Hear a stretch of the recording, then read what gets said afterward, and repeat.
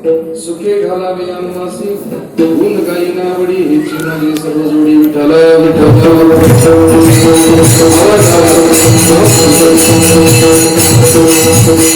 पांडुरंगा कर प्रथम पांडुरंगा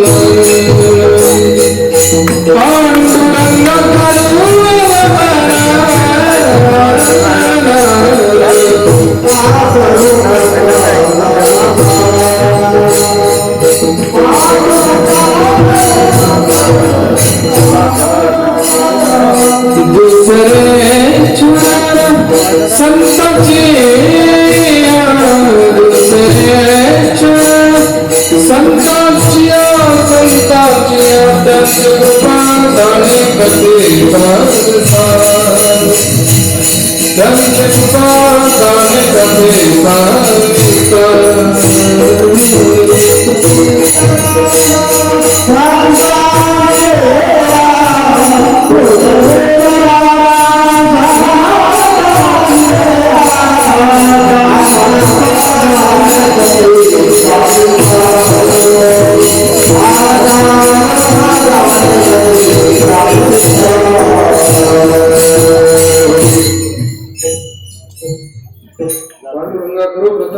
दुसरे चरण संतांची त्यांची उपदान कथेचा विस्तार बाबाजी सद्गुरु दासतुका कलावज्ञ जीवोद्धारार्थम कलांकांक देव दिकाम देवक्रम कलानी शिवाद अपनुदार दक्षिण समाधिस्थ मूर्तिम प्रसिद्धान देव ओम नमो ज्ञानेश्वरा करुणा करा दयाळा तुमचा अनुग्रह लादलो पावन झालो चराचर जयांचे केलिया स्मरण होय सकल विद्यांचे अधिकरण त्याची बंधू श्री चरण श्री गुरूंचे ते नमस्कार आता मस्तक हे पायावर ह्या वारकरी संतांच्या साष्टांग हे कीर्तनदवत प्रस्तुत प्रसंगी प्राप्त स्थळ चिंतन उद्य सेवे करता किंबहुना कीर्तना करता निवडलेला असे अभंग सर्वांच्या पाठातला परिचयाचा जगद्गुरु तुकोबारायांचा मागणीपर प्रकरणात दिला.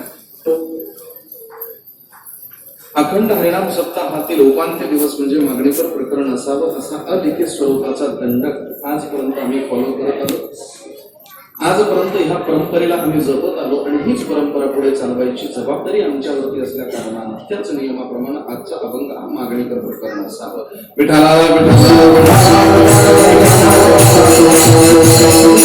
जगद्गुरु तुकोबाराय मागणी मागतात हे जरा विपरीत वाटतं. कारण तुकोबारायांचे अभंग जर बघितले तर तुकोबाराय शक्यतो हात पसरे धीक जिणे त्याचे काही न मागो देवा त्याची करू धागे सेवा म्हणणारे जगद्गुरु तुकोबाराय. हात पसरला की मनुष्य छोटा होतो हे म्हणणारे जगद्गुरु तुकोबाराय.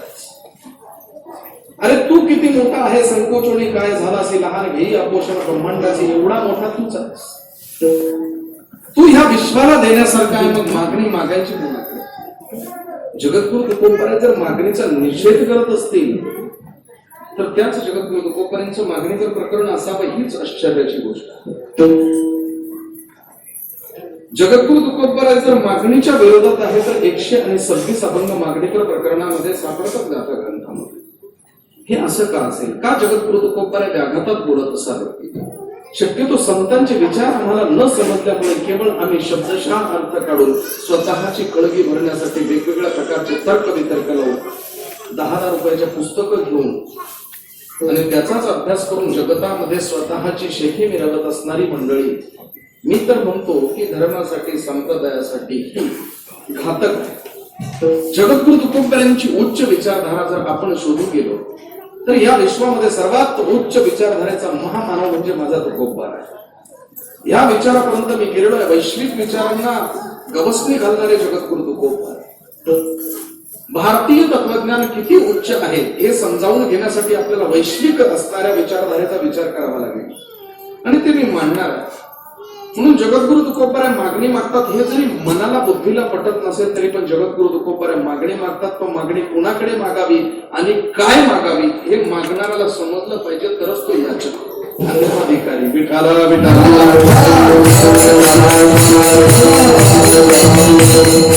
कुणाचा तरी समोर भिकारी जरी झालं तरी हरकत नाही. उभा याचक भिकारी कुणी भिकारी म्हणून उभा आहे असं तुकोबाराय एका ठिकाणी बोलतात सुद्धा. पण याचक आणि भिकारी या दोघांमधला जो संबंध आहे भिकारी बनावं पण कुणाचं बनावं ज्याचं बनावं तो कमीत कमी समर्थ असला पाहिजे उदार असला पाहिजे आणि स्वातंत्र्य असलं पाहिजे त्याकडे.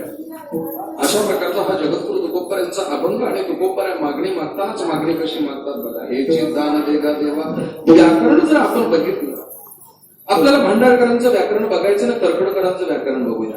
तरखडकर शास्त्रींचं असं मत आहे की हेची चचा ज्यावेळेस चकार प्रत्यय येतो म्हणजे कुठलीही गोष्ट निर्धारानं शिक्कामोर्तब होत असते. माझ्या वाचनामध्ये आलेलं आहे की आत्रे जेव्हा संयुक्त महाराष्ट्राची चळवळ उभी करत होते तेव्हा त्यांची घोषणा होती की मुंबईसह महाराष्ट्र झालाच पाहिजे. त्यावेळेस मुख्यमंत्री चव्हाण साहेबांनी बोलावून घेतलं, हे तुमचं पटलंय मला, तुम्ही जी मागणी मागता रास्ता आहे, मुंबईसह महाराष्ट्र झाला पाहिजे हे मलाही वाटतं, पण झालाच पाहिजे असं का तुम्ही बोलता. त्यावेळेस अत्रेंनी गोड उत्तर दिलं होतं की महाराजची च शब्दाला इतका महत्व आहे, इतकं महत्व आहे, याची चला इतकं महत्व आहे, इतकं महत्व आहे की तुमच्या आडनावातून च बाजूला गेला की नुसतं वाहन शिल्लक राहत. म्हणून च ह्या शब्दाचा अर्थ आहे एखादी वस्तू, एखादी गोष्ट निर्धारानं शिक्कामोर्तब व्हावी, प्रमाणित व्हावी, म्हणून चचा प्रत्यय. हेची दान देगा देवा म्हणजे हेच मला पाहिजे, हे दान मला हवंय असं जगद्गुरु तुकोबारे बोलतात. हेची दान देगा देवा आणि तुझा विसरण व्हावा हेची जर म्हणत असतील तर तुकोबाराय ते दान अगोदर प्राप्त करून घेतलेल्या भगवंताच्या सानिध्यातून पुन्हा पुन्हा तीच मागणी मागतात. हेची दान देगा देवा तुझा विसरण व्हावा. तुकोबार आहे, तुम्ही दान मागतात पण तुमचाच निर्णय आहे. तुका म्हणे दान सेवा घेतल्या वाचून काहीतरी द्या. मी असंच देत नाही. द्रौपदीनं जेव्हा मला एक चिंधी दिली त्यावेळेस मी पैठणींचा सेल लावला, फुकट मी रिकामा नाही. मी असंच कुणाला काही देत नाही, अगोदर कुणाचं तरी काही घेतो. सुदामेचे मुठभर पोहे घेतले, नगर सोनियाचा जिल्हा, ही प्रमाण आहेत माझ्याकडे, म्हणजे मी कुणाचं तरी काहीतरी घेतो नंतरच देतो. जर त्याला देण्याचं सामर्थ्य आपल्याकडे जर असेल ना तर तो दारावरती आपल्या राखणदाराचं सुद्धा काम करत असतो. कदाचित उद्याच्या चिंतनामध्ये हा विषय येऊ शकतो. ऐसा अपकार्या तुझा उपकार तू अपात्री हे तरी उदारू दे दान म्हणून दारवंटे करू जहालासी बळीचा. बळीकडून दान घेतलं आणि तिथे दरवाजामध्ये रक्षक म्हणून राहिला आणि मग लक्ष्मी मातेला जाऊन सांगावं लागलं, दादा मी तुला राखी बांधण्यासाठी आलेले आहे. बळीनं सांगितलं, हो ताई, असेल का होईना धर्माची बांध राखी, काय देऊ तुला ह्याच्या मोबदल्यामध्ये, काही नको, तुझा वॉचमॅन दे. अगं तू द्वारपाल आहे त्याला का मागते. म्हटले अरे ते तुझे भाऊजी आहे. म्हटले बरोबर कला केली तुम्ही. याचा अर्थ असा की दान जर दिलं तर समोरचा व्यक्ती हा मेंढा होत असतो. दान आणि भीक या दोन शब्दांचा अर्थ वेळ मिळाला तर आपण स्पष्ट करणार आहोत. म्हणून जगद्गुरु तुकोबाराय सांगतात की तुला आवडणारी गोष्ट मी तुला देणार आहे. गुण गायन आवडी. कलियुगामध्ये जर भगवंताला काय आवडत असेल तर नामस्मरण. मी स्वतःच्या मनानं बोलत नाही. श्रीमद भगवद्गीतेच्या श्रीमद भागवतामध्ये एक श्लोक आलेला आहे, हृदय अध्याय तो विष्णू त्रेतायाम यादव मघई द्वापारेण परिचार्यानाम कलावत हरी कीर्तनात. कलियुगामध्ये केवळ विष्णूचं नामस्मरण केलं म्हणजे इच्छित फलप्राप्ती मिळत असते. हृदय अध्याय तो विष्णू. कृतयुगामध्ये ध्यान करावं लागेल. त्रेतायाम यादव मघई त्रेतायुगामध्ये याग यज्ञाची प्रक्रिया करावी लागायची. द्वापारेण परिचार्यानाम. द्वापार युगामध्ये सेवा हा प्रकार होता उपासनेचा आणि कलियुगामध्ये फक्त नामस्मरण आणि हरिपाठ त्यावरतीच जातो पूर्ण. नामस्मरण हे कलियुगामध्ये श्रेष्ठ आहे. कलियुगी उद्धार हरीच्या नामे अनेक प्रकार आपल्याला पुढे चिंतन करायचंय, म्हणून जास्त प्रमाण नकोय. म्हणून जगद्गुरु तुकोबाराय म्हणतात, तुला कलियुगामध्ये चालणारी करन्सी दान केली तर तू देशील मला दान. त्याच्या मोबदल्यामध्ये कलियुगामध्ये काय चालतं, नामस्मरण हेची माझी सर्व गुण गाईन तुझं आणि हे सगळं जोडून मी तुला देईल. मग त्या मोबदल्यामध्ये भगवान परमात्मा म्हणतात, जर तुम्हाला माझं सानिध्य पाहिजे तर तुमच्या जवळ मी राहिलो तर या विश्वाचं कसं होणार, भरण पोषण संहार कसं होणार, त्यापेक्षा मला मोकळं करा. त्याच्या मोबदल्यामध्ये काही घ्या ना, धन घ्या, संपत्ती घ्या, मोक्ष घ्या. तुकोबारायांनी त्याला सुद्धा नकार दिलेला आहे. तुकोबाराय सांगतात, मोक्ष आम्हा घरी कामारी देदासी होय सांगू तैसी. तुका म्हणे किंवा मोक्षाचे आम्हा नाही अवघड, उघडतो असे गाठोडी मोक्ष सुखा अनुलाता. अनेक प्रकार. मोक्ष तो देवा तुमच्या जवळच ठेवा. आम्हाला त्या मोक्षाची आवश्यकता नाही. जर आम्हाला पुन्हा पुन्हा जन्म घ्यावा लागला आणि तुमची सेवा घडली तर आनंदच आहे ना. म्हणून तुमच्या सेवेमध्ये जो आनंद आहे, मोक्ष सुख प्राप्त करून देव योनीला प्राप्त होण्याची आमची इच्छा नाही. मग धन संपत्ती घ्या, नलगे मुक्ती धन संपदा. धन आणि संपत्ती का नको आहे, तर त्यासाठी भागवताचा एक श्लोक आहे. स्तेयं हिंसारतं दंभ काम क्रोधास्मयो मदा भेदो वैरं विश्वासा संस्पर्ध व्यसना निच. हे 15 अर्थ धनाच्या ठिकाणी आहेत. धन आलं की काय काय होतं हे पुढे मी कदाचित बोलण्याचा प्रयत्न करेन, वेळ मिळाला. म्हणून धन नको, संपत्ती नको. काल ज्याच्याकडे धन होतं उद्या आहे की नाही. नाना फडणवीसांकडे त्यावेळेस 200 कोटी रुपयांचं धारावाहिक कारस्थानाचं अपहृत धन होतं. आज त्यांचे वंश कुठे आहेत तेच सापडत नाही. पैसा कुणाकडे नव्हता. तुका म्हणे ज्याची संपदा एवढी सांगा ते कवडी गेली नाही. धन कुणाच्या बरोबर येत नाही. मग हे धन कशाला तुम्ही देता, संपत्ती वगैरे हे नको आहे मला केवळ आणि केवळ तुमचं सानिध्य पाहिजे. अहो माझं सानिध्य म्हणजे माझा काळ वेळ तुम्हाला कळतो का? माझं आयुष्य किती आहे, कायमस्वरूपी तुमचं सानिध्य तुम्ही मागत असाल तर मी अनादी आहे, पुढेही चिरकाल टिकणार आहे. सत्य तू विठ्ठला. हा किरोकी दोष सोडवायचा असेल तर सत्य तू होतास, सत्य तू आहे आणि सत्य तू राहशील. हे त्रिकाळाबाबतीत सत्य आहे. म्हणून तीनही युगामध्ये तू, तीनही कालामध्ये तू आहेस. तुला देश काल वस्तू भेद मर्यादा वगैरे काहीच नाहीये. इथे आहेस आणि अमेरिकेत नाही असं नाही. तर त्या भगवंताचं वर्णन करत असताना एका गझल गायकानं वर्णन केलं.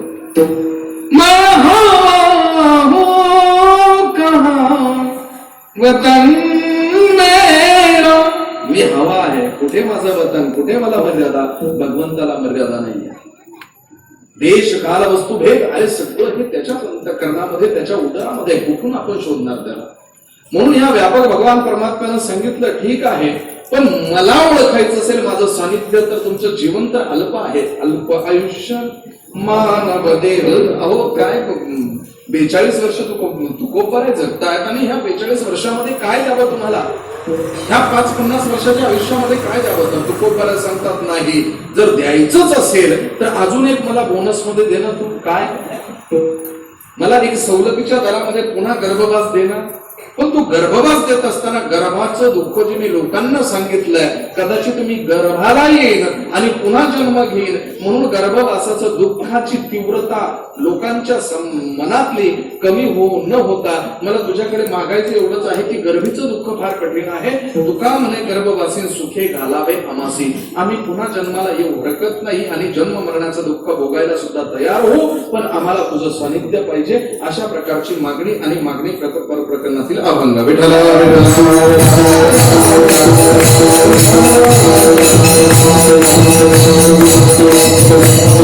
संप्रदायाच्या नियमाप्रमाणे व्यासपीठाची धारणा केली की वक्त्यावरती काही बंधन असतात. भक्ती ज्ञानाविरहित इतरा गोष्टी न कराव्या, प्रेम भरे वैराग्याच्या युक्ती विवराव्या. तदनंतरचा मुद्दा प्रथमता प्रार्थना, प्रार्थनेच्या नंतर परिपाठ, परिपाठाच्या नंतर प्रारूप. संक्षिप्त स्वरूपामध्ये अभंग सोडवण्याची सूक्ष्म प्रक्रिया म्हणजे प्रारूप.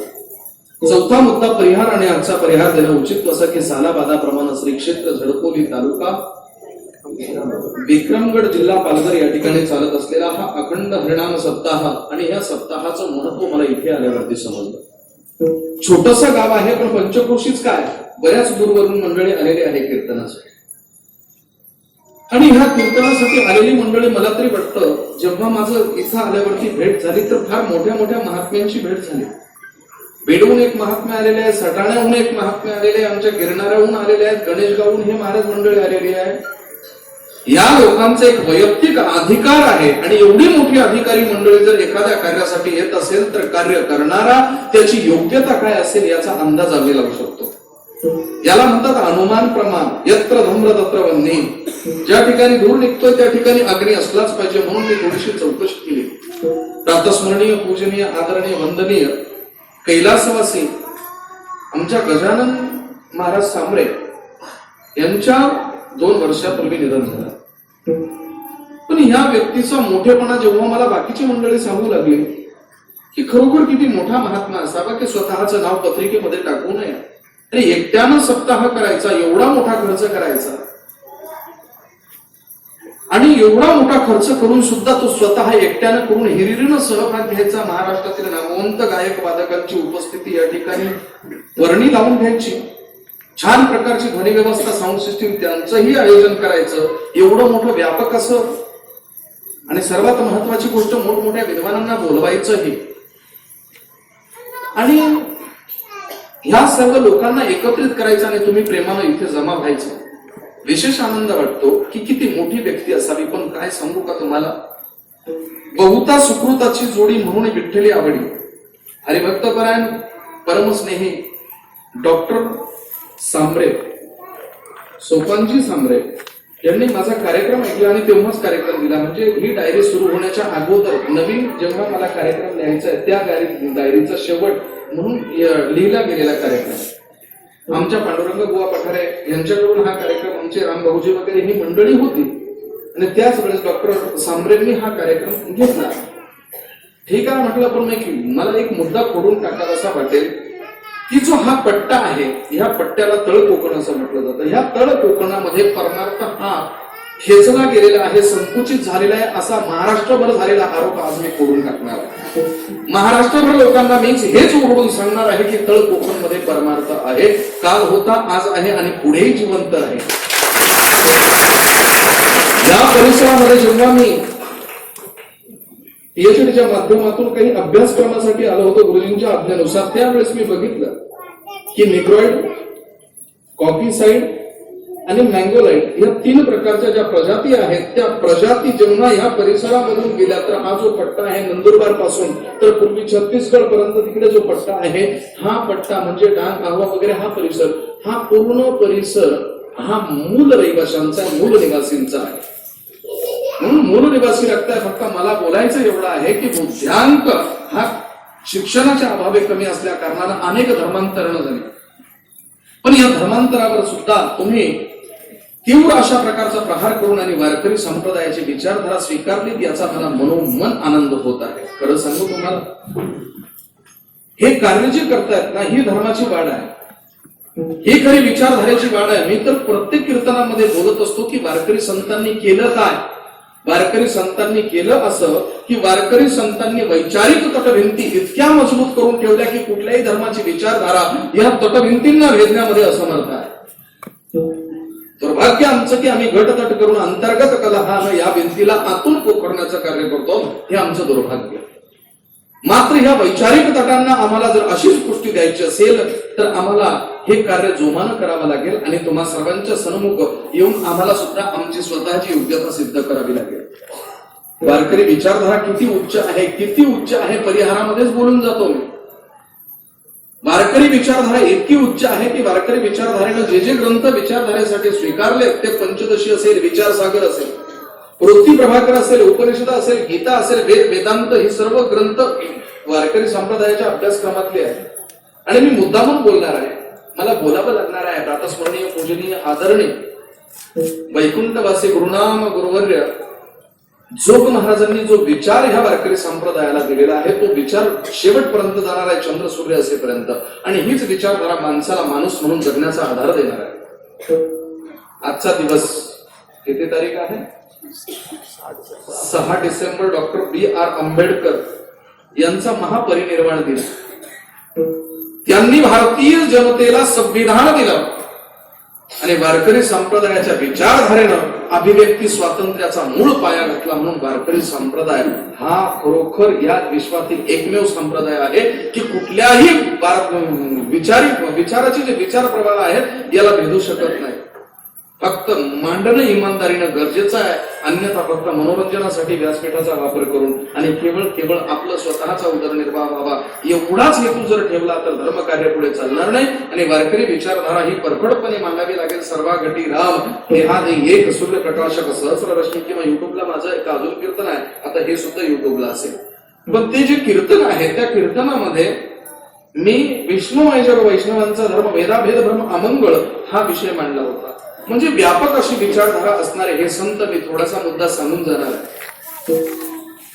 मला पुढे बोलायचं असं आहे की आपल्या अभंगामध्ये प्रवेश करण्यापूर्वी आमच्या ज्या काही पुरातन ज्या विचारधारा आहेत त्या पुरातन विचारधारा, अध्यात्मवादी विचारधारा आवश्यकता काय, अध्यात्मवादी विचारधारा आमच्या जीवनामध्ये गरजेच्या किती आहेत याचा तुम्हाला अर्थ समजा. युपीएससी एमपीएससीच्या अभ्यासक्रमामध्ये काही वैश्विक विचारवंतांचे काही असे पाठ आलेले आहेत.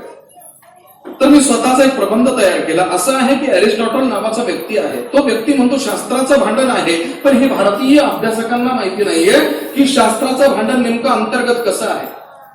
6 शास्त्र आपण मानतो, बरोबर आहे. न्याय, वैशेषिक, उत्तर मीमांसा, पूर्व मीमांसा, सांख्य आणि योग ही 6 दर्शनं आहेत, बरोबर, मान्य करूयात आपण. पण 6 दर्शनं जी आहेत ती नास्तिकाची आहेत. म्हणजे वेद प्रामाण्य नाकारणारी, देव नाकारणाऱ्यांना नास्तिक म्हणत नाही. ही विचारधारा बाजूला सोडा. फक्त वेदांनी सांगितलेलं ब्रह्म आम्हाला मान्य नाहीये ही विचारधारा म्हणजे नास्तिकवाद. आणि नास्तिकाचे 6 ग्रंथ आहेत. त्यापैकी चार्वाकाचं नास्तिक दर्शन 1, अर्वताचं जैन दर्शन 2 आणि बुद्धाचे 4 विचार आहेत. वैभाषिक, सौतांत्रिक, शून्यवाद आणि विज्ञानवाद. वेद प्रामाण्य मानणार नाही ही त्यांची विचारधारा, हो, मान्य करावं त्यांनी. म्हणून एकमेकांच्या अंतर्गत दोघांमध्ये उघड विरोध आहे, पण शास्त्राचं भांडण आहे. तत्वतीर्थाटन, शास्त्राचे भांडण वगैरे जे काही प्रमाण आहे शास्त्रामध्ये अंतर्गत भांडण जे आहे हे सगुण निर्गुणाचं भांडण नाही, फक्त सृष्टीच्या उत्पत्तीवरून भांडण आहे. म्हणून न्यायशास्त्राचा नियम सांगतोय पदार्थ विज्ञान, द्रव्य, गुण, कर्म, सामान्य, विशेष, समवाय, अभाव. अभावाचे 4 प्रकार: प्रागाभाव, प्रध्वंसाभाव, अत्यंतभाव आणि अनन्यभाव. हे जे काही विचार आहेत हे द्रव्य, गुण, कर्म वगैरे ह्या पदार्थानं ह्या सृष्टीची निर्मिती झाली आहे असं त्यांचं मत आहे. मग सृष्टीची निर्मिती कशा पद्धतीने झाली हे सगळे ऋषीमुनी मांडत गेले आणि मग नंतर अरिस्टॉटलने आपला स्वतःचा सिद्धांत मांडला. तो अरिस्टॉटल म्हणतो की 4 तत्व मला मान्य आहे, आकाश तत्व मला मान्य नाही, कारण आकाश तत्व हे पृथ्वीला पोषक नाहीये, पृथ्वी तयार त्यानं होऊ शकत नाही आणि हा ग्रह हा 4 तत्वानं तयार झालेला आहे, म्हणून आकाश दिसत नाही. एक सरळ उघड तुम्हाला भ्रम दाखवतो. माया म्हणजे काय? आकाशाचा रंग मी तुम्हाला विचारला 5वीला आम्हाला प्रश्न होता तो, व्हॉट्स कलर इज द स्काय? आकाशाचा रंग कसा? कोण सांगेल मला? चटकन बोला. निळा. हो, आकाशाचा रंग निळा असं म्हणता तुम्ही, पण आकाश ही वस्तूच नाहीये.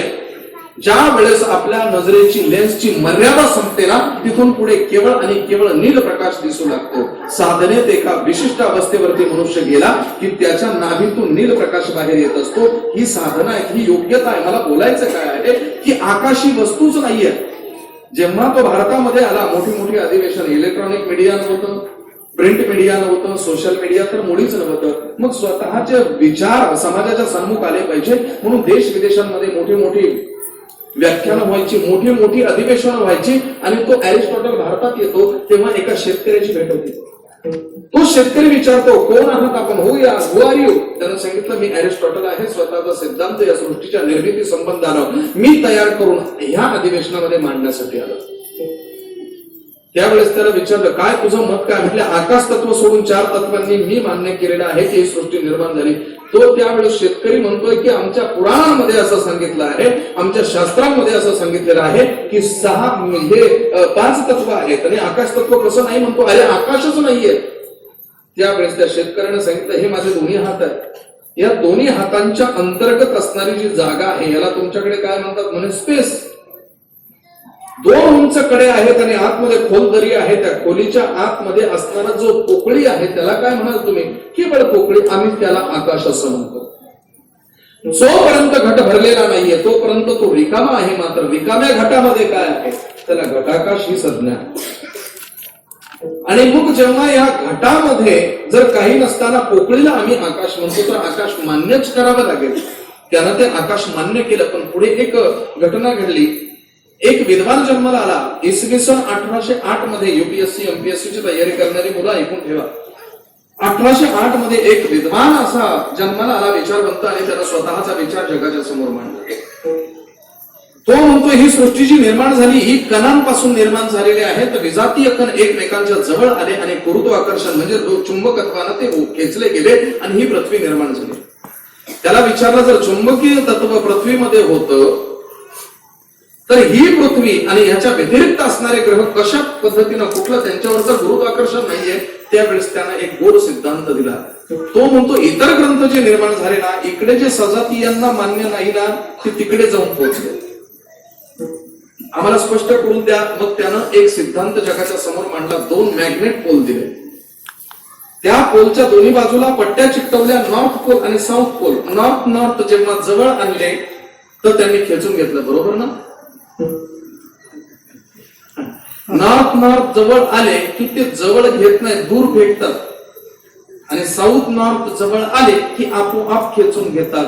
म्हणून तो आपला हा जो डाल्टन आहे हा 1808 मध्ये म्हणून जातोय की जेव्हा ह्या पृथ्वीच्या आतमध्ये खूप मोठा एक चुंबक गोल आहे आणि येणारी लोहतत्व त्याने खेचून घेतली आणि त्यामुळे ह्या शरीरामध्ये असणारं ग्रॅव्हिटी किंवा गुरुत्वाकर्षण निर्माण झालं आणि या ग्रहाची निर्मिती झाली. त्याला विचारलं कुणाला फॉलो करतोस तू? त्यानं सांगितलं मी कशाला कुणाला फॉलो करू, मी स्वतः त्याला नाव सुद्धा दिलेलं आहे, कणाला, कण, अणु. त्या अणुला नाव त्यानं त्यावेळेस दिलं ग्रीक भाषेमध्ये, तो डाल्टन ग्रीकचा होता. त्यानं नाव दिलं ATOM, ऍटॉम. आयटम नाही, ऍटॉम. आयटम म्हणजे वस्तू, नग. ऍटॉम म्हणजे अणु. या अणुचा त्याला विचार केला. विज्ञानाचा अतिरेक झाला की नाश कसा होतो ऐका. विज्ञानानं, मी खरोखर विज्ञानवादी आहे, विज्ञानाला मानतो, विज्ञानाचा मी पुरस्कर्ता आहे, पण विज्ञानाचा अतिरेक झाला तर काय होतं बघा. झोपेची गोळी घेतल्यावरती झोप येते 100% मान्य आहे, पण 4 गोळ्या घेतल्या की मनुष्य मरतो सुद्धा. विज्ञान हे खूप पोचलेलं आहे, पण विज्ञानानं अतिरेक केला. तो डाल्टन म्हणतो की एक अणु एकत्र येऊन जर ही सृष्टी निर्माण झाली असेल, या सृष्टीवर फक्त याला एक ग्रॅव्हिटी, चुंबकत्व असेल, तर हे चुंबकत्व नष्ट केल्यावर एक कण जमा करून जर पृथ्वी निर्माण होते तर एक कण वेगळा करून नाश सुद्धा करता येऊ शकेल. ही विकृती विज्ञानानं निर्माण केली. नुसतं एखादा आपल्या विचाराची खांडोळी करतोय, विरोध करतोय, तर त्याच्या समोर आंदोलन, काळे झेंडे दाखवून त्याच्या मताचं खंडन करावं, लाईव्ह डिबेट करावी. आणि त्याच्या मताचं खंडन जर आम्ही करू शकत नसू तर आम्हाला इथे उभं राहून केवळ तुमचा वेळ घ्यायची इजाजत, मान्यता नाही. खरं सांगू तुम्हाला, यमराजाकडे जा आणि त्याला सांगा 10,000 कोटी रुपये देतो, एक श्वास दे बरं, देईल का तो? नाही देऊ शकत. एक श्वास 10,000 कोटी रुपये देऊन सुद्धा. पण तुम्ही तुमच्या जीवनातले 2 तास जर आमच्यासाठी इथे घालवत असाल तर त्या 2 तासाची किंमत सुद्धा आम्हाला मोजावी लागेल, अन्यथा आम्हाला तो अधिकार नाही. विठाला विठाला.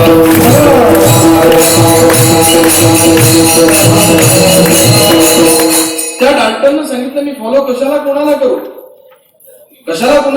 त्यानं मग त्यानंतर त्या बॉम्बचं जेव्हा विचार केला की तो म्हणतो हे अणु विघटित करण्यासाठी एक बॉम्ब करावा लागेल आणि तो ब्लास्ट झाला की सृष्टीचा नाश हा निश्चित आहे. विज्ञानानं केलेली क्रांती केवळ अब्बलपोटेपणासाठी या पृथ्वीचा ऱ्हास करू इच्छिते आहे. मी तर म्हणतो की ग्लोबल वॉर्मिंग आता आम्ही म्हणू लागलोय, तर कितीतरी वर्षापूर्वी आमच्या संतांनी आम्हाला इशारा दिलेला आहे की तुम्हाला जर खरोखर सुखमय जीवन जगायचं असेल, सुदृढ आरोग्य जर घेऊन जगायचं असेल, तर कार्य तुम्हाला एकच करावं लागेल.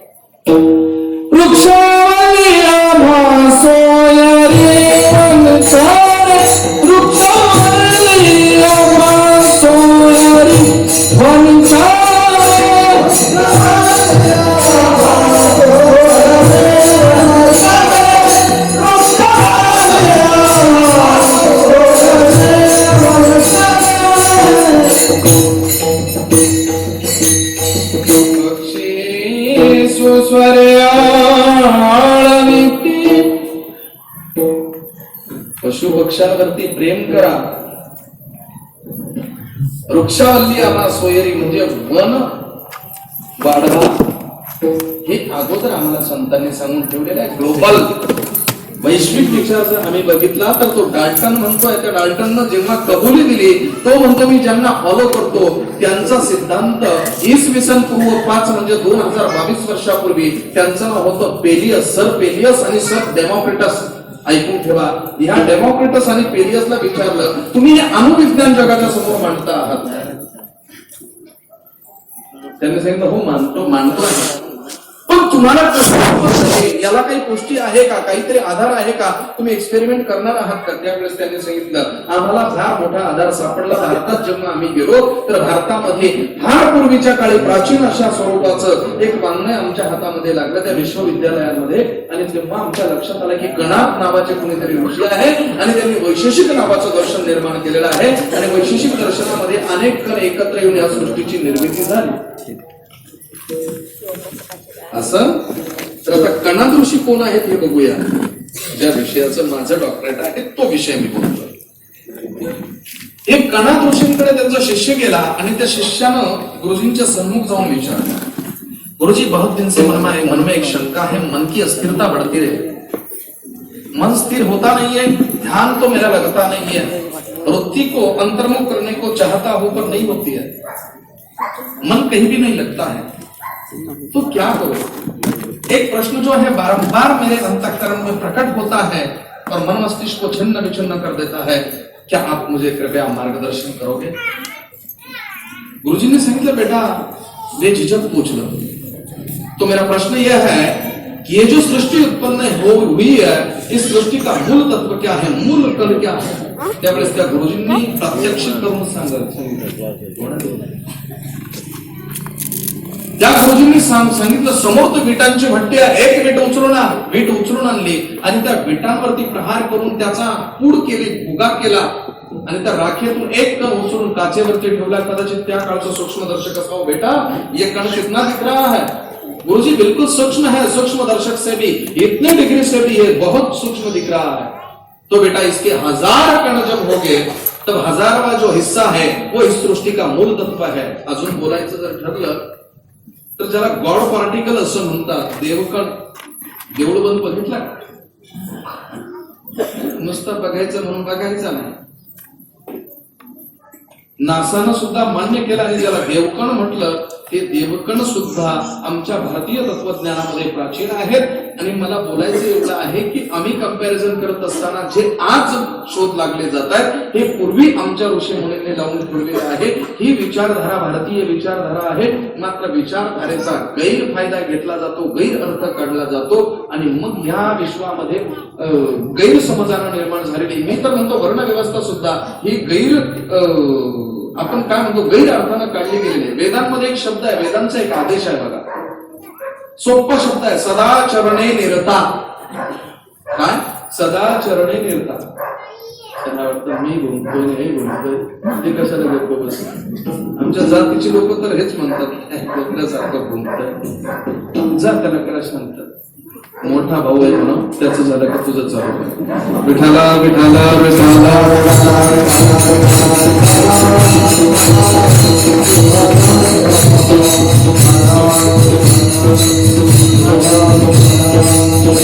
का तुम्हालाच बघून घुमताय असं तर नाही ना. बघा तुम्ही जा तुमच्याकडेच बघून घुमताय ते. जा तुम्ही त्याच्या मागे लागत हो. जा की राव, ऑर्डर पाळायची असते चोपदारानं. बोलू नका, त्याच्याशी समजणार नाही तुमची भाषा. जा पुढे जा, एक दंडा आपटा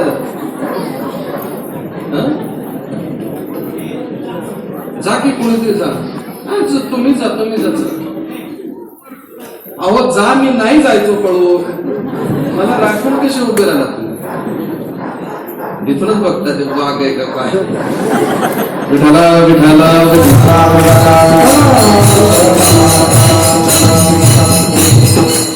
मी माझ्या कीर्तनातून सांगत असतो, 2 लोक कधीच ऐकत नाहीत. ते कधीच कीर्तन करायला तो कोणी असू दे त्याचं दखू देत नाही. एक चोपदार आणि एक बायको.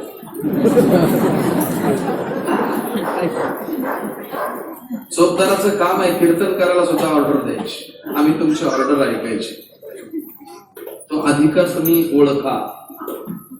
आणि बायकोचं काय, बायकोच्या समोर कितीही विद्वान गेला, त्याने किती मोठे मोठे एक्सपेरिमेंट केलेले असले तरी तो तिच्या समोर शून्य आहे. कारण प्रत्येक प्रश्नाचं उत्तर ज्या डिक्शनरीत मिळतं तिचं नाव बायको आहे.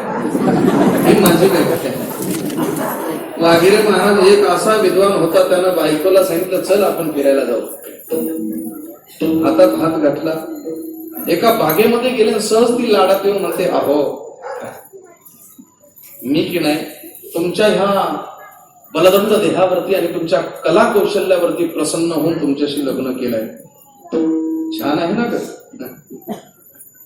पण सगळे गुण मला माहिती झाले, तुम्हाला झाडावर चढता येतं का हो? काही आवश्यकता नव्हती. त्यानं सांगितलं नाही बुवा, तेवढं काही जमत नाही आपल्याला, झाडावर वगैरे चढायला जमत नाही. तिनं त्याच्याकडे बघितलं असं रागे राग्यान, म्हणजे तुम्हाला झाडावर चढता येत नाही म्हणे. नाही. मग तुमच्यापेक्षा माकड बरं. इतका राग आला त्याला, इतका राग आला. रागवलेल्या अवस्थेमध्ये त्यानं काय केलं, घरी गेला, 2 दिवस जेवला नाही, 8 दिवस प्रॅक्टिस करून झाडावर चढायचं आणि उतरायचं. चढणं उतरणं सरसर चढायचं उतरायचं. घरी आला 8व्या दिवशी आणि बायकोच्या समोर अशी छाती काढली, असा थंड झोपटला आणि सांगितलं, राणे. तिने सांगितलं बोला. अगं तुला मी एक कौतुकाची गोष्ट सांगणार आहे, खुशखबर देणार आहे. म्हणे काय?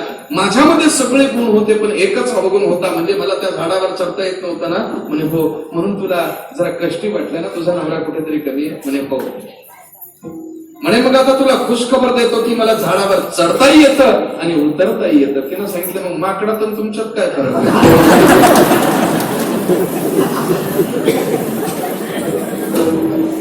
कुठल्याही अंगाने जा बाबा, तिथं उत्तर असतच. एक वेळेस आमच्याकडे उत्तर नसतं पण त्यांच्याकडे उत्तर असतं. आम्ही एवढा अभ्यास करून सुद्धा आम्ही काही प्रश्नांची उत्तरं देता येत नाहीत आम्हाला. एका पोरानं मला विचार, बाबा तुम्ही कीर्तनातून सांगितलं काही अडलं तर विचारा. म्हटलं हो बाळा, तू काय विचारणार आहेस? म्हटलं काय नाही. म्हटलं ते प्रश्न असा विचारतो, तुम्ही गुळ खाता का? म्हटलं दिला तर खातो, नाही दिला तर का आपल्या बापाची पेंड आहे, आता नकोय. बरोबर म्हटलं ठीक आहे. आणि गुळाचा चहा पिता का हो? चौकदार जा बरं तिकडे, तुम्ही बांधलेलं आहे का? असं काय सांगत होता मुंबईला, द्या आठवण मला. म्हटलं खातो की गुळ खातो ना. बाबा तुम्ही गुळाचा चहा पिता का? म्हटलं थोबाडीत देऊ का? गुळ खातो, गुळाच्या चहानं का मला ऍसिडिटी होणार आहे का? नाही कीर्तनाशी संबंधित आहे. म्हटलं मग विचार. मला वाटलं कीर्तनाशी संबंधित म्हणजे देतो की काय एखादी देतो. म्हटलं खातो गुळ खातो, गुळाचा चहा पितो. तुम्हाला गुलगुले चालतात का हो? ते गुळ टाकून जे गोड भजी केली जातात त्याला गुलगुले म्हणतात. म्हटलं तू उठ, तू टाइमपास करते. त्यांना सांगितलं नाही कीर्तनाशी संबंधित आहे. म्हटलं मग देतो तुला उत्तर. मी गुळ खातो, गुलगुले खातो, गुळाचा चहा पितो, आता विचार. त्यानं सांगितलं काय नाही, गुळ खाता, गुलगुले खाता, गुळाचा चहा तिन्ही चालतं तुम्हाला गुळाचं. मग गुळाच्या दारूला काय रोग होतो?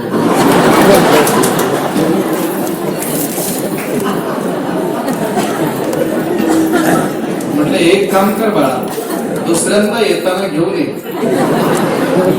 मिल बैठेंगे 3 यार, तू मैं और गुळच. काय प्रश्न विचार, सगळीकडे उत्तर असतात त्या प्रश्नाची उत्तर. त्यामुळे कसं आहे माहितीये का, तुम्ही ऐकत जायचं चोरदार. कमीत कमी कीर्तनापुरतं तर ऐका. आम्ही तुमचं ऐकतो की नाही, बाबा इकडून चला, बाबा तिकडून चला, बाबा ह्या देवाच्या पाया पडा, बाबा त्या देवाच्या, ऐकतो ना तुमचं. बाबा इकडून नका, इकडून चला इकडे थांबा, अजून अमुक होतोय, बाबा थांबा, इकडून या. आम्ही तुमचं ऐकतो ना. मग कीर्तन होईपर्यंत तुम्ही पण माझं ऐकायचं.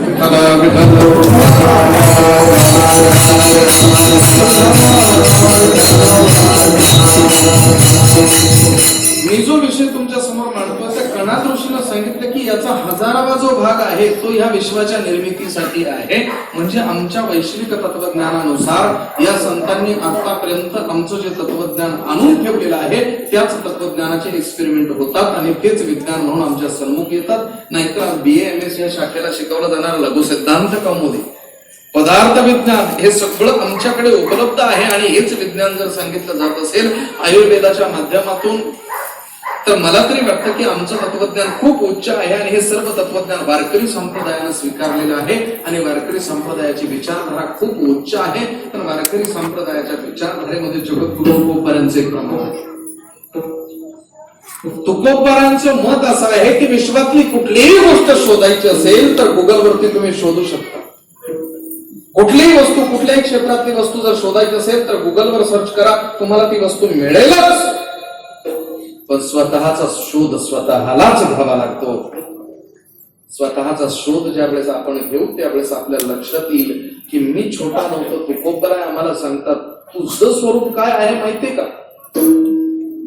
मी वासुदेव तत्वता विचारिता बघावं लागेल. आणि ज्या वेळेस आमच्या लक्षात येईल की मी कोण आहे तर तुकोबऱ्यांचे शब्द खरे होतील. तुकोबऱ्यांनी आम्हाला आमची ओळख सांगितली. संकोचने काय झालासी लहान, संकोचने काय झालासी लहान, संकोचने काय झालासी लहान, संकोचने काय झालासी लहान, संकोचने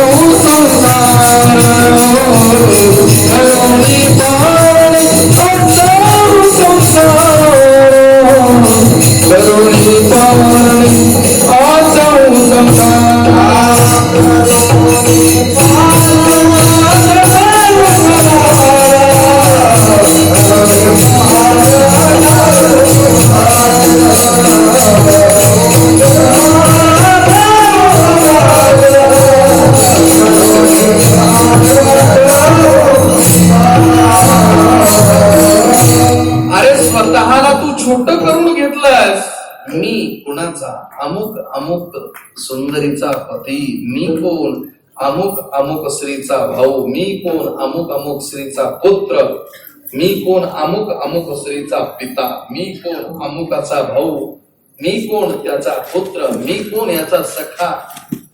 मी शब्दानं सगळं तुमचं वलय नष्ट करून टाकलाय. आम्ही कोण आहोत? आम्ही कोण आहोत? तर आम्ही ह्या विश्वाला जन्म घालणारे आहोत. आम्ही कोण आहोत? या विश्वाला संपवणारे आहोत. आम्ही कोण आहोत? सर्व विश्वाला देतो. एवढं जर आमचं विस्तृत आणि व्यापक स्वरूप असेल तर आम्ही जगद्गुरु तुकोबरांनी सांगितल्याप्रमाणे ब्रह्मांड आपल्या सन्मुख असेल आणि हातामध्ये पाणी घेऊन आपोषित करू, त्याला आपोषण करणं, पाणी फिरवणं. जेव्हा पाणी आम्ही फिरवणार तर आमच्या समोर ब्रह्मांड ताटाच्या एवढं दिसेल. एवढी आमची योग्यता आहे, एवढे आम्ही मोठे आहोत, पण आम्ही स्वतःला छोटं करून घेतलेलं. जेव्हा स्वतःचा शोध आपण घेऊ तर स्वतःमध्ये रस नसणार आहे आपलं स्वतःचं स्वत्व नष्ट करून आणि मग आम्ही आनंदाच्या गर्तेमध्ये जाऊ शकतो. अन्यथा आम्हाला आनंद मिळू शकत नाही. उदाहरण सांगू तुम्हाला. तुलसीदासजींना प्रश्न विचारलाय का? तुलसीदास जी रामायण के आज तक तो बहुत ग्रंथ है.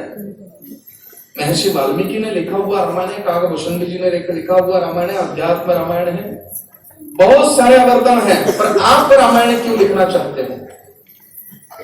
आवश्यकता क्या है?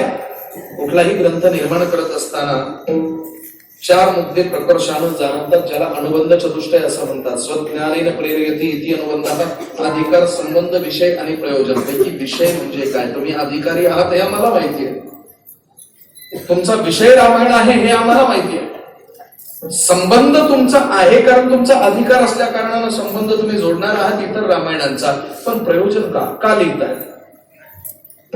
त्यावेळेस त्यांनी सांगितलं रामायण लिहिण्यासाठी पहिला शब्द वापरला स्वांत सुखाय. या शब्दाचं विश्लेषण जेव्हा मी केलं ना तर स्व अधिक अंत अधिक सुखाय.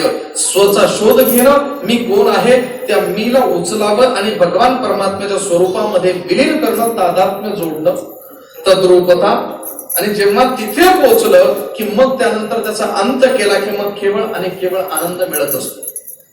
मी मूळ विषयावरती येतोय. मला सांगायचं एवढं आहे की मोठा असलेला मनुष्य, अरे तुझ्यामध्ये एवढी योग्यता आहे की विश्वाला काही दान देऊ शकशील. अरे एवढंच काय, विश्व दान करू शकशील. एवढ्या मोठ्या भगवान परमात्म्याचा तू परम अंश आहेस. मम एव अंश जीव लोके जीव भूता सनातना किंवा सर्वस्यच अहम हृदय सन्निविष्ट. प्रत्येकाच्या हृदयस्थ मी आहे. तैसा असता हृदयामध्ये. एवढंच काय तर माऊली ज्ञानोपरीने प्रमाण दिलेलं आहे. ज्ञानदेवा ब्रह्मण आत्मा ज्ञानदेवा ब्रह्मण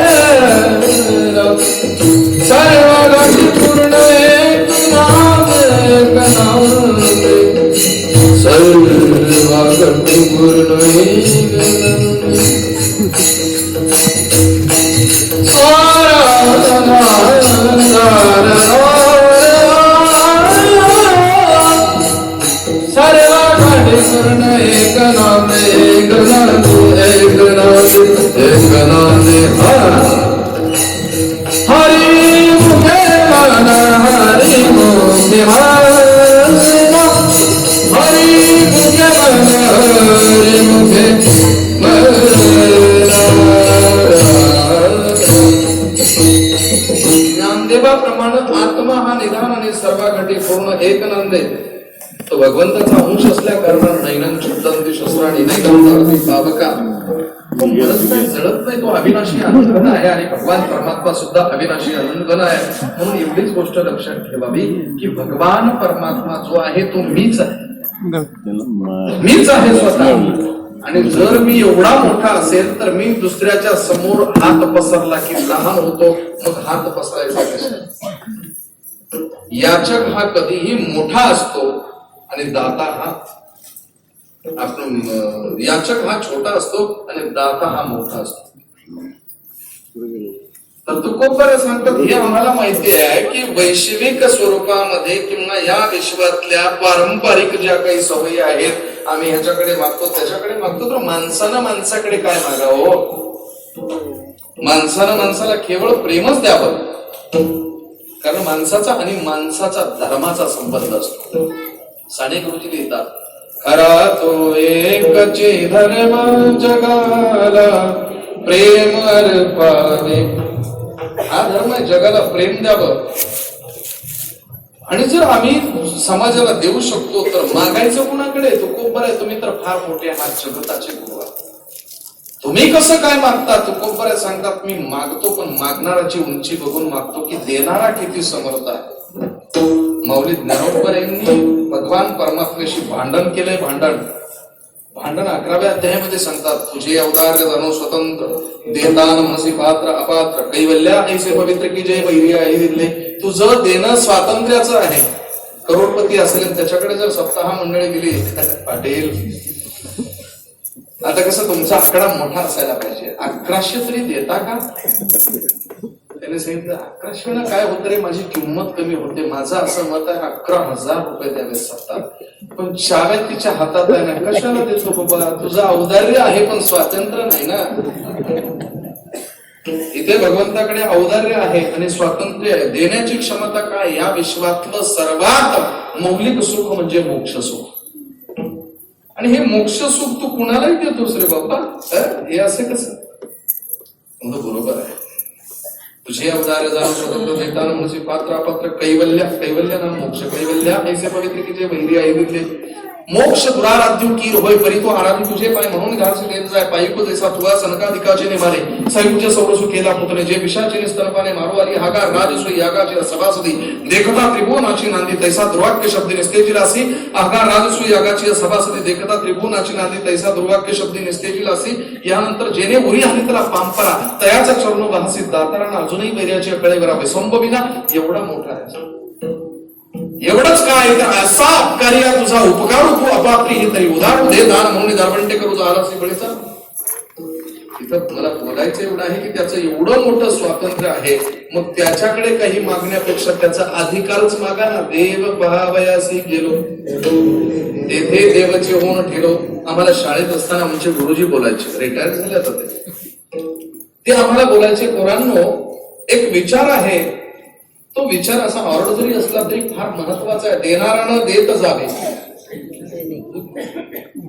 देणाऱ्यानं देत जावे घेणाऱ्यानं घेत जावे आणि घेणाऱ्यानं एक दिवस देणाऱ्याचे हातही घ्यावे याचा विकृत अर्थ काढू नये देणाऱ्यानं द्यावं घेणाऱ्यानं घ्यावं पण इतकं घ्यावं की घेणारा देणाऱ्याचे हात घ्यावे म्हणजे त्याचं जे औदार्य आहे ते औदार्य आपल्याकडे आलं पाहिजे देण्याची क्षमता आपल्यामध्ये आली पाहिजे वैचारिक स्तरावरती फार उच्च उच्च विचार आहे तो काय सांगावं तुम्हाला पण आम्ही देवाला सुद्धा छोटं करून ठेवलंय छोटं करा देवाला जरूर छोटं करा पण इतकं छोटं करू नका की त्याला भीती वाटू लागेल आनंदाने येऊ द्या ना आनंदाने आला तर नाथांच्या घरी रमला दत्त माझा दिनानाथ भक्ताला घेऊ सतत त्रिशूळ घेऊन या करी उभासे भक्ताद्वारी भक्ताच्या दरवाजाकडे ऋणानं दबला दादागिरीनं त्याला छोटं करू नका त्याला आम्ही छोटं कसं केलं माहितीये का एक मौलवी 8 दिवस झाले की 3 फतवे काढायचे अक्कल नहीं काय नहीं इस्लाम में जायज नहीं है इसलिए ये किया मत करो और अगर ऐसा कोई करता है तो उसे सजा दी जाएगी शरीयत कानून के अनुसार फजाले अमल के अनुसार आता लोकांना माहिती नाही त्याच्यामुळे तो मनाच्या संकल्पना सोडायच्या मिर्झा गालिब चांगला अभ्यासक होता मिर्झा गालिब म्हणतोय की याची योग्यता आणि पात्रता किती आहे शोधावी म्हणून मिर्झा गालिबनं सांगितलं मस्जिदच्या समोर जाऊन उभा राहिला मला विटंबना करायची नाही फक्त सत्य जाणायचं त्यानं त्या मौलवीला विचारलं कि खुदा का मतलब क्या है कितना है खुदा त्यावेळेस त्या मौलवीने सांगितलं रब्बुल आलमीन ब्रह्मांड नायक क्या बात है बहुत बड़ा है तुम्हारा खुदा हमारा खुदा बहुत बड़ा है तो फिर मेरा कुछ कहना है ए वाईद बैठ के पीने दे शराब मस्जिद में मौलवी ने डंडा काटला अरे खुदा का घर है मस्जिद और वहां पे शराब पीने की बात करता है बेमुरब्बत अगर मेरा बल चलता तो मैं अभी तुझे वहां पे काट के फेंक देता खुदा के घर में आके शराब पिएगा तू कहना सांगितलं गुस्सा मत होना मौलवी जी मैं मानता हूं कि ये खुदा का घर है पर मुझे जवाब ये दो कि खुदा यहाँ पे रहता है ये उसका घर है हाँ मस्जिद तो खुदा का घर है तो फिर मेरा शेर पूरा करना जरूरी है मुझे आणि शेर पूर्ण केला त्यानं ए वाईद बैठ के पीने दे शराब मस्जिद में या तो ये बता खुदा कहा नहीं है विठ्ठल जणी स्थानी भरला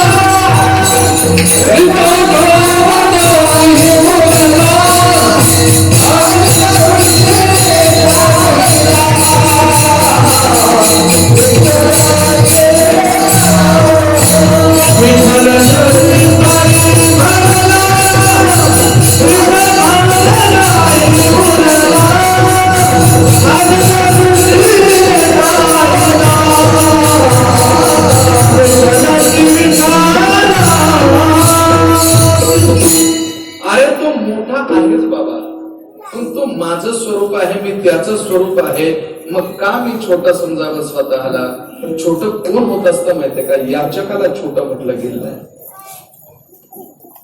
प्रातस्मरणीय पूजनीय वैकुंठवासी गुरुनाम गुरुवर्य जोग महाराजांचा एक प्रसंग आहे स्पष्टच बोलतो जरा मला भीती वाटत नाही जोग महाराजांचं जेव्हा जुन्या संस्थेचं काम सुरू होतं संस्थेचे विद्यार्थी आहेत माझे विद्यार्थी चालू म्हणजे सध्या आमचे महाराज आता सध्या आपण काय म्हणतो जरा आजी माझी थोडस जड जातं ना, कारण नगर पंचायती लागल्या तुमच्या ठाणे जिल्ह्यामध्ये जिल्हा परिषद पंचायत समिती लागल्या, तर ते म्हणजे आत्ताचे सध्याचे विद्यार्थी आहेत आणि पाठीमागचे म्हणजे माझी विद्यार्थी सुद्धा आहेत. जोग महाराजांच्या जुन्या संस्थेचं काम सुरू होतं आणि जोग महाराज 10-10, 5-5 रुपये त्यावेळेस जमा करायचे. ज्याची जी इच्छादान असेल तिला सर्वांनी भरभरून दान दिलं आणि काम अर्ध्यावरती आलं. व्यापक काम होतं, मोठं काम होतं. दिवंगत B.N. सारडा उर्फ बस्तीराम नारायणदास सारडा हे जोग महाराजांकडे गेले आणि जोग महाराजांना सांगितलं, 1 लाख रुपयाची थैली आहे, कुणाच्या समोर हात पसरायचा नाही. तुम्ही मोठे आहात, तुमचं मोठेपण जपायचं असेल तर कुणाच्या समोर हात पसरू नका. हे 1 लाख रुपये एका मोठी तुम्हाला देतोय. जोग महाराजांनी सांगितलं, याच्या मोबदल्यामध्ये काय करावं लागेल? विचार उदात्त होता. त्याने सांगितलं, काय करावं लागेल? फक्त कुणाकडे मागायचं, काय गरज पडली तर माझ्याकडे या. जोग महाराज म्हणतात, तुमच्याकडे जर मी अडचणीच्या वेळेस यावं तर या विश्वानं कुणाकडे जावं? तुम्ही अडचणीत आल्यावर कुठे जावं? त्यावेळेस जोग महाराजांना त्यांनी सांगितलं, काहीही अडचण येऊ देत, मी तुम्हाला मदत करणार म्हणजे करणार. घ्या 1 लाख रुपये आणि काम सुरू करा. जोग महाराजांनी सांगितलं, हे तुमचे 1 लाख रुपये उचला, कारण यामध्ये अहंकार आहे आणि मला भावना मिश्रित पैसा पाहिजे, प्रेम वात्सल्याचा पैसा पाहिजे, तर मला इथं पिढी घडवता येईल. उचला हे पैसे. त्यावेळेस बना सरडांचा शब्द आहे, जोग महाराज 1 मुठी 1 रकमी तुम्हाला एकदाच 1 लाख रुपये देणारा सापडणार नाही बरं महाराष्ट्रामध्ये. देशभर कोणी सापडायचा नाही. जोग महाराजांचे शब्द आहेत, 1 मुठी 1 लाख काय 10 लाख रुपये महाराष्ट्रातून कोणीही मला देऊ शकेल. पण खरं सांगू, हे देण्यानं तुम्ही मोठं होता आणि मोठं मला तुम्हाला होऊ द्यायचं आहे. मोठे पण माझं जर मला जपायचं असेल तर माझा 1 लाख रुपये देणारे महाराष्ट्रामध्ये हजारो निघतील, पण लाख रुपये गरजेच्या वेळेस समोर असताना सुद्धा त्याच्यावरती थुंकणारा तुम्हाला उभ्या आयुष्यामध्ये विश्वास कुठे सापडणार आहे? याला म्हणावं मोठेपण. हात पसरे थिक जिने त्याचे. म्हणून जोग महाराजांचं नाव काढलं की आदरानं मान खाली होते. जोग महाराज संस्थेच्या समोरून गाडी जरी गेली तरी पटकन टोपी घालतो आम्ही. आम्ही तिथे शिकलो नसेल तरी परंपरा ती आमची आहे. आम्ही पटकन बटन लावतो आणि आदरानं झुकून तिथून पुढे जातो. म्हणजे हा आदर जो आहे हा त्यांच्या कर्तृत्वाचा आहे. म्हणून दान मागायचं असेल तर अशाकडे मागा की तो देण्यासाठी समर्थ आहे. पण त्याच्याकडे मागावं काय? धन संपत्ती वगैरे नाही बाबा, हे नश्वर आहे. दान मागावं, पण असं दान मागावं की नंतर मागण्याची आवश्यकता भासू नये. जगद्गुरु तुकोबराय सांगतात, मला तुमच्याकडून काही नको, तुम्हीच हवे आहात आणि तुम्ही ते ध्यानानं प्राप्त व्हावं, ते तुमचं नामानं तुम्ही सिद्ध व्हावे. म्हणून मी तुमच्याकडे मागणी मागतो आहे की तुमचा विसरच कधी व्हायला नकोय. अभंगाचं पहिलं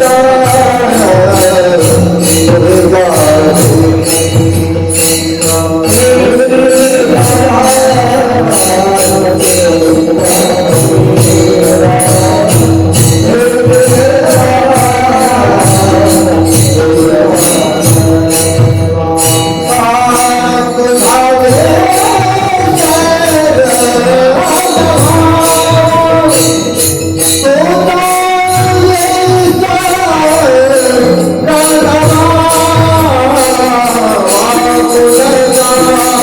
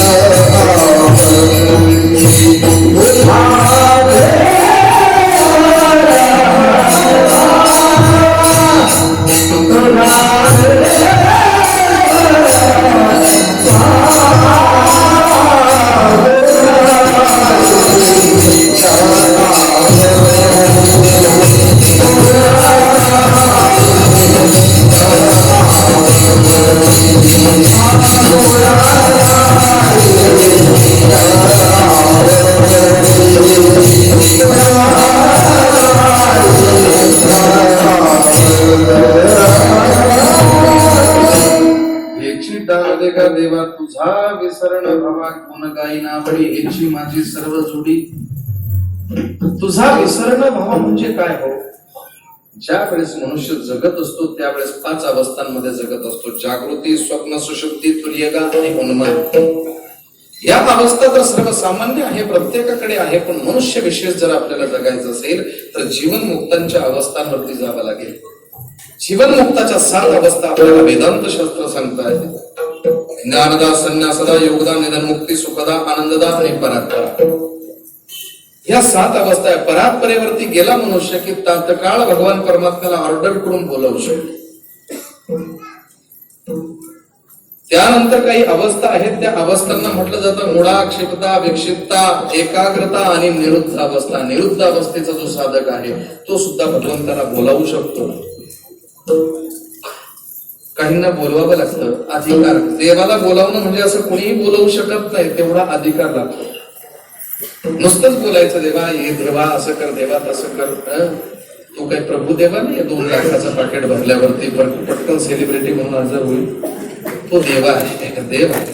आणि तो सोपा नाही हो, त्याच्यासाठी अधिकार लागतो.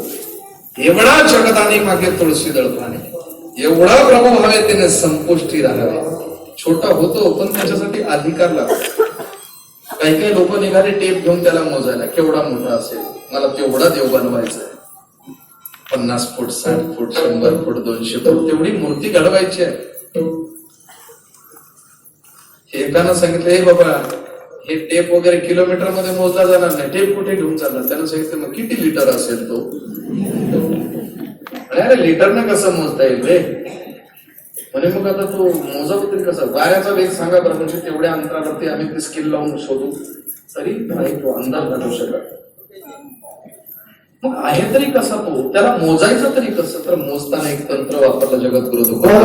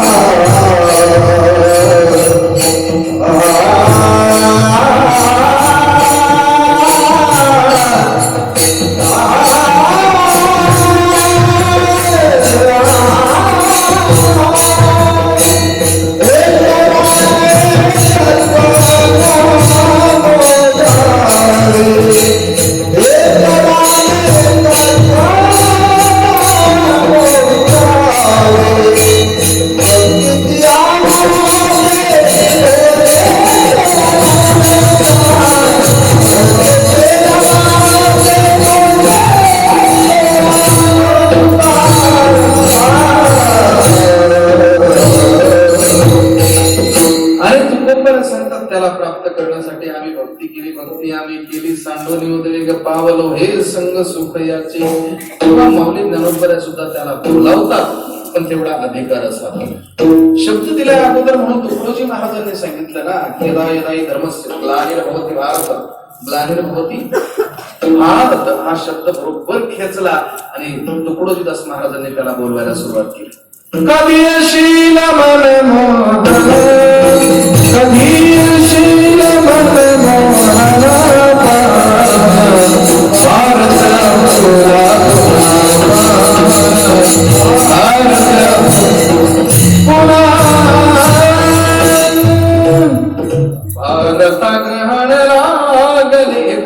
महाराजांचं बोलावणं आहे. आणि जगद्गुरु तुकोबारांनी तर बोलावलंच आहे, पण मौलिक ज्ञानोबारांचं बोलावणं आठवत आहे मला.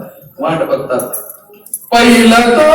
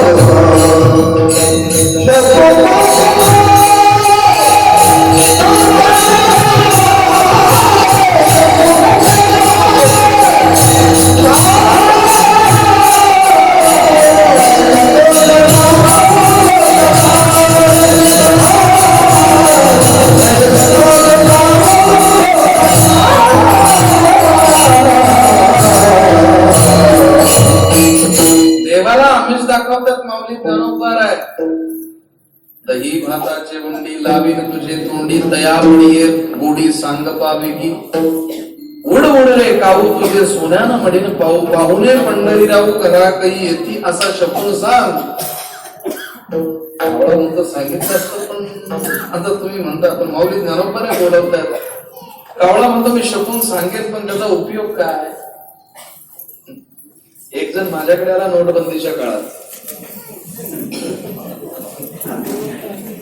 आणि मला येऊन म्हटलं तर महाराजजी मी असं ऐकलंय म्हणजे काय जरा निफाडच्या बऱ्याच बँकांमध्ये तुमचे चांगले वशिले आहेत. हो आहे म्हणजे काही तसं काही खूप स्विस बँकेत वगैरे अकाउंट माझं नाहीये किंवा खूप पैसा आहे असं पण आहे. परिचयाची मंडळी आहे सरकारी क्षेत्रामध्ये सहकारी क्षेत्रामध्ये जरा चांगलं नाव आहे. महाराजजी मी एक अशी स्कीम ऐकलेली आहे की मुलीच्या लग्नाची पत्रिका दिली तर 2.5 लाख रुपये मिळतात. म्हटलं हो म्हणे मग तुमचा कोणी प्रिंटिंग वाला मित्र आहे का. म्हटलं भरपूर आहे. मग एक पत्रिका आपण बनवून घेऊ त्या पत्रिकेचं काय होईल. अरे म्हटलं नाही चल तुला काय तुझ्याकडून काय घ्यायचं पण मुलीचं लग्न खरोखर फार अडचण आहे आणि मुलीचं लग्न तर नाहीच पण मग माझं थोडस अडलंय मग तुम्ही तेवढे 2.5 लाख रुपये काढून देता का. म्हटलं तुझ्यासाठी काही पण काय पण नाही काही पण. तो म्हणे मग चला मग आता कसं करायचं आता तर माझ्याकडे पैसे नाही. म्हटलं माझ्या गाडीत बस. त्याला मी माझ्या गाडीमध्ये बसवलं. नेपाळ पर्यंत गेलो. अगोदर म्हटलं काहीतरी जेवूया. 500-700 रुपये खर्च केला सगळं जेवायला डिझेल वगैरे असं 500-700 रुपये खर्च केला. गेलो मस्तपैकी एक पत्रिका बनवली आणि बँकेत म्हटलं कुठल्या बँकेत जायचं. जाऊ कुठल्या पण. म्हटलं हा कुठल्या पण म्हणजे काय एखादी बँक सांग ना जिथे तुमचं खातं आहे ते. म्हटलं तुमचं म्हणतो बँकेत खातच नाही माझं.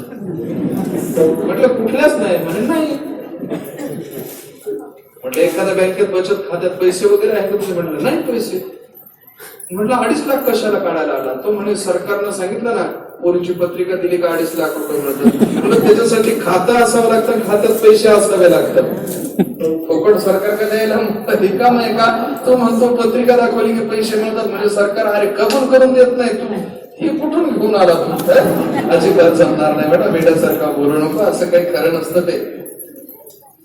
मला बोलायचं असेल आडत असेल तर पोऱ्यात येईल. अधिकार असेल तरच बोलवावं. माऊली ज्ञानोबा जर बोलवतात तर माऊली ज्ञानोबा यांच्या अधिकार तेवढ्या. माऊली ज्ञानोबा यांची विराटता माऊली ज्ञानोबा यांचं व्यापकत्व आणि माऊली ज्ञानोबा यांचा अधिकार जर बघितला मैसी पुत्रामुखे बोलविणे श्रुती चालविणे भिंती बैसोनिया, जे भिंतीला चालवू शकतात, पाठीवर मांडे भाजवू शकतात, जे स्वतः रेड्यामुखी वेद बोलवू शकतात, एवढा अधिकार आहे त्या काळच्या मनुष्यावरती. हिप्नोथेरपी असू दे, हिप्नोटिझम असू दे, पण त्यावेळच्या लोकांवरती, कर्मकांड करणाऱ्या धर्म मार्तंडांच्या बुद्धीवरती अंकुश ठेवू शकत नव्हते का? का तर या विश्वामध्ये संत जरी असतील तरी घासल्याशिवाय धार नाही तलवारीच्या पातीला. म्हणून मला झिजावं लागेल, खापावं लागेल. म्हणून माऊली ज्ञानोबरांनी हे सगळे प्रसंग स्वीकारून घेतले. प्रसंगी माऊली मुक्ताईचे उपदेश सुद्धा ऐकून घ्यावे लागले. तप्त व्हावा लागला. ह्या भावनांच्या खेळामध्ये माऊली ज्ञानोबरांना मी स्वतः बोलत नाही, प्रसंग तुमच्या समोर मांडतो. थोडा ऐकू द्या, बेस द्या. कैवल्य साम्राज्य चक्रवर्ती माऊली ज्ञानोबर यांच्या जीवनाचा हा प्रसंग.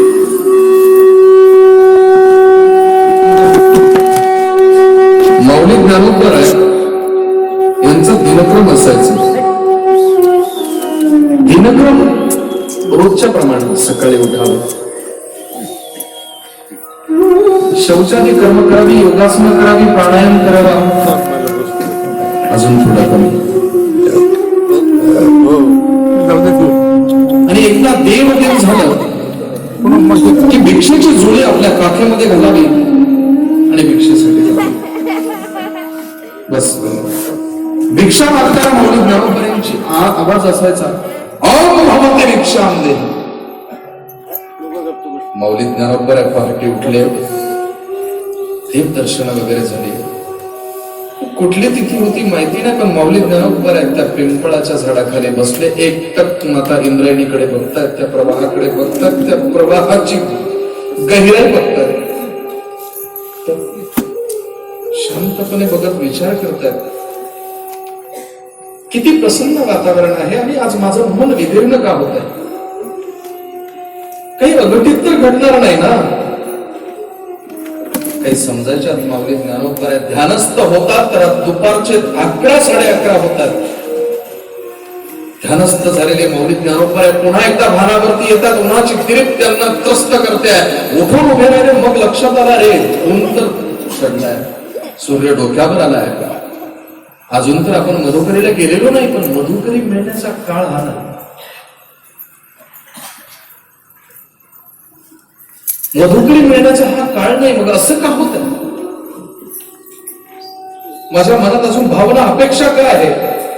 हो, दूरवरती तिकडे एक घर आहे आणि तिथे महादेव भट नावाचे एक कर्मठ ब्राह्मण राहतात.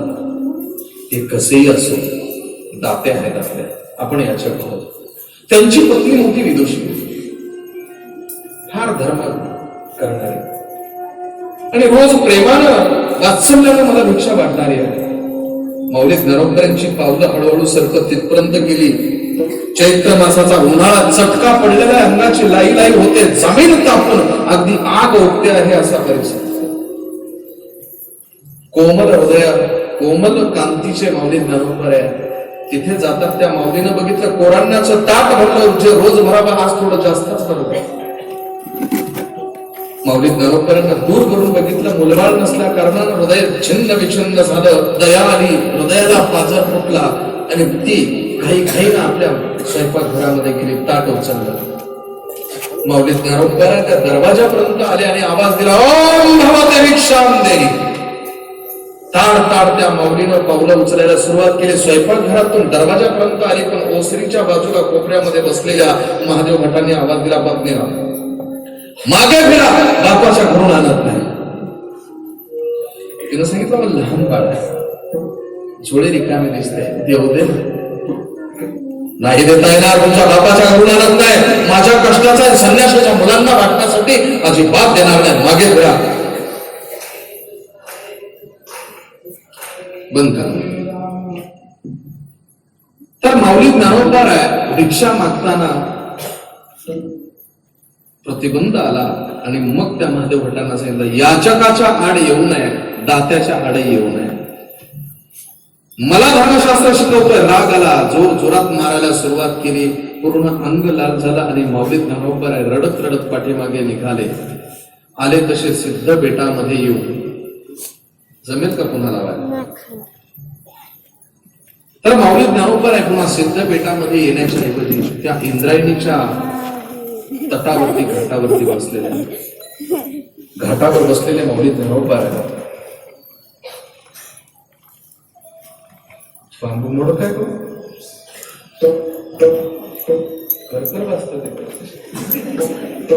माऊली ज्ञानोबा घाटावरती आले. एकटक इंद्रायणीकडे बघितलं आणि त्यांचं बघा माऊली ज्ञानोबा म्हणतात, आज हा प्रसंग का बाबा, का मला या लोकांनी मारावा.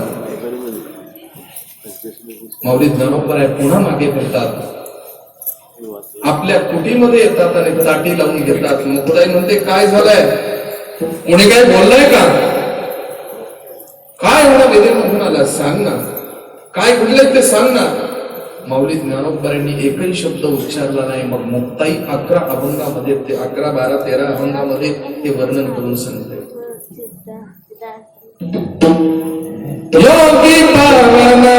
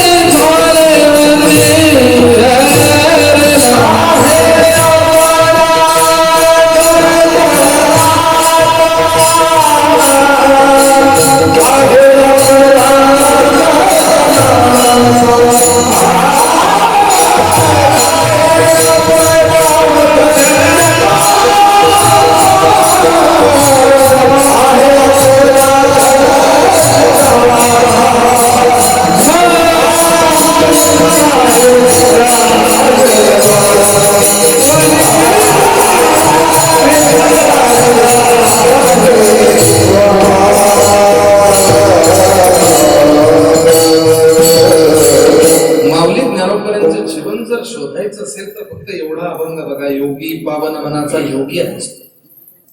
साहे अपराध जनाचा, लोक तुला त्रास देतीलच रे, पण त्रास दिल्यावरती आतून तू कारस्थान करू नको, करून त्यांना संपवू नको. हे धर्माचं रक्षण नाही. विचारांची कत्तल विचारानेच करावी लागते.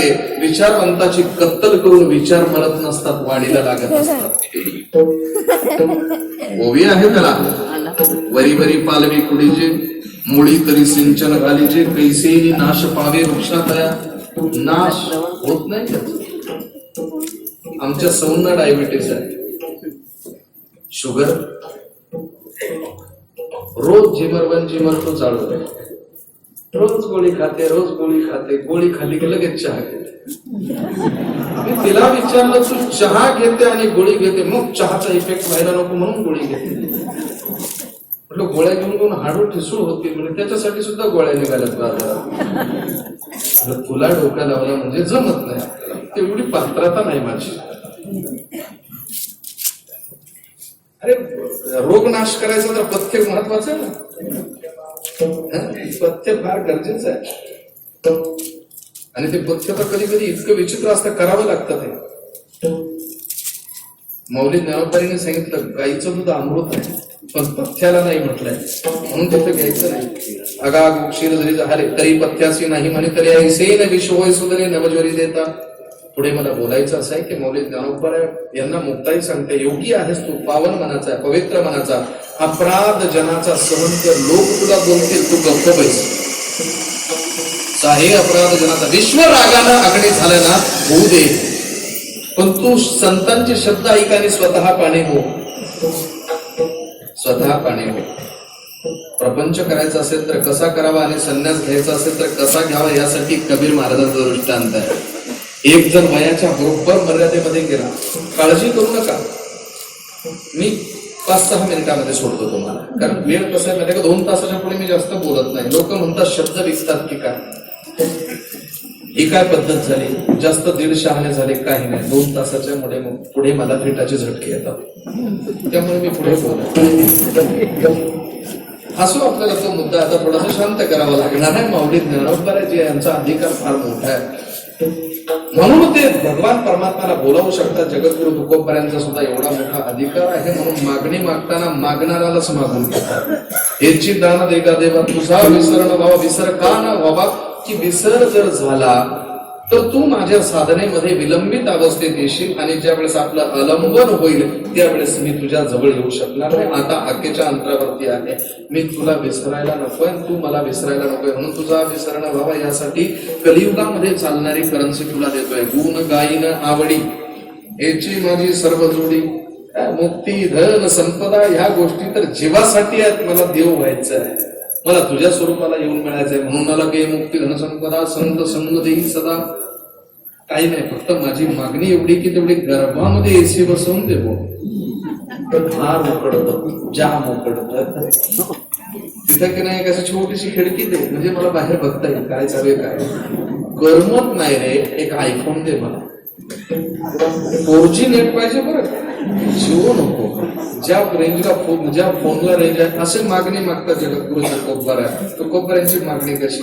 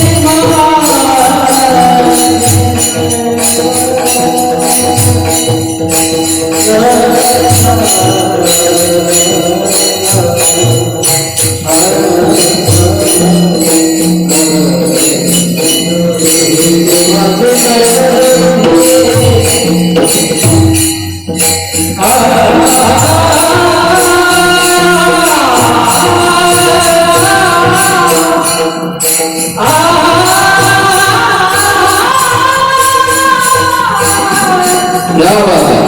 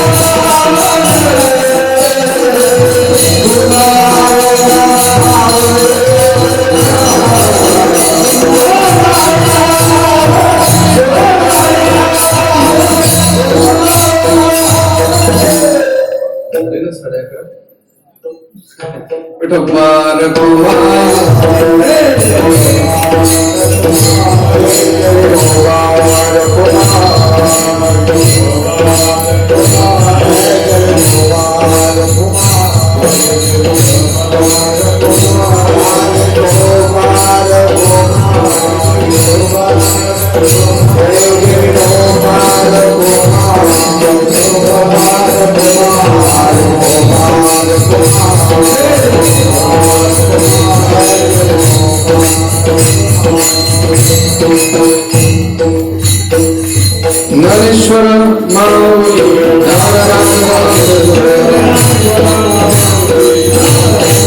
माऊली नरेश्वर माऊली